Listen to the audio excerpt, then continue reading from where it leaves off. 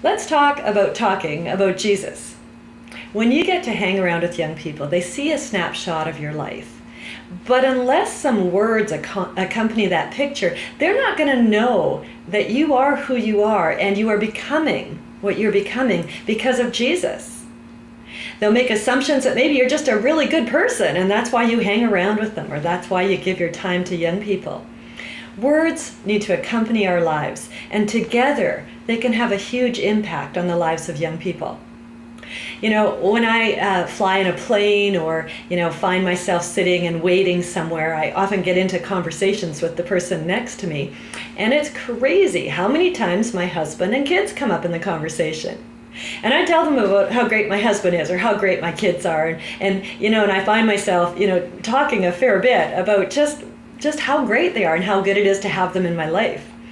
It's not because I'm trying to convince that person of anything. It's not because I even think that, they should vote for my family as Family of the Year. It's just because my family is important to me. So they come up in conversation.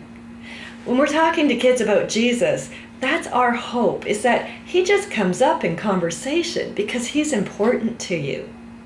If we can recognize Jesus in the moments of our life, then we can begin to point those things out to the young people that we're in contact with. My mother has lost her eyesight, and so often when we're out shopping, I have to be her eyes for her, because her eyes just aren't working anymore. A lot of the young people that we work with, their spiritual eyes just aren't working so well. They're just not working yet, and so we have to be their eyes for them. And we have to actually help them see God in their lives. And we have to help them recognize that he is already involved with them, whether they even believe in him or not. God is active in the lives of our young people, and when you see his handprint on something that has happened or on something that they show that is part of the character of God, you can stop and say, hey, you might not even believe in God, but you know what? I just saw the character of God coming out in you. It says in the Bible, you're made in his image, and you just proved it. Because when you showed that compassion there for just a minute, that's what God's like. We can also help young people to see God in our own lives by telling them true and honest and genuine stories of what's going on between God and us. I had a friend named Gail, and after she became a Christian, nobody told her that Christians don't go to work talking about what's going on between them and God all the time. She would walk into staff meetings on Monday and they would say, how was your weekend? And she'd say, oh, I just got to tell you, I'm so irritated with the minister at our church. He said this. And I thought, that's stupid. And then I went home and I thought about it and I realized that's really true. That is what God's like. Gail just talked about God because he was part of her life. You need to give young people snapshots of what it looks like to have God as part of your life.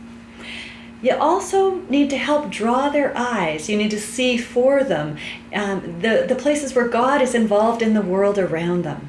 Because God is way bigger than just your personal relationship with him or even that young person's personal relationship with him. He's involved around the world, and his heart of compassion spills out to his people and then spills out into the needs of the world around them. Help young people identify that that's actually God. That's not just some good people doing some good stuff.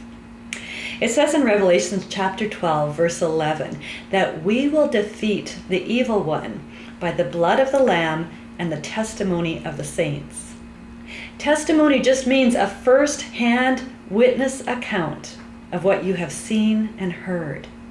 Well, the blood of the Lamb is taken care of, and now it's our turn. The testimony of the saints, that first-hand account of what we have seen and what we have heard of Jesus. That's what will have the power to change lives. We need to realize that we have an opportunity here, and the opportunity is not to go and make all sorts of kids believe what we believe. The opportunity is to go and to talk about what we have seen and what we have heard, and to open the door for the Holy Spirit to rush in and to change kids' lives. We have a chance to not just be friends with young people, but to enter into the rescue operation that God started a long time ago when he put skin on and came down to the earth, because he wanted us to be free. We want these young people to be free of sin, free of death, free of the lostness that has them bound, and we want them to find new life in Jesus. Telling your story, helping them recognize God in their story, and looking for the God story in the world around you can help you and help them recognize that Jesus is there. He cares, and he's inviting them to become friends with him forever.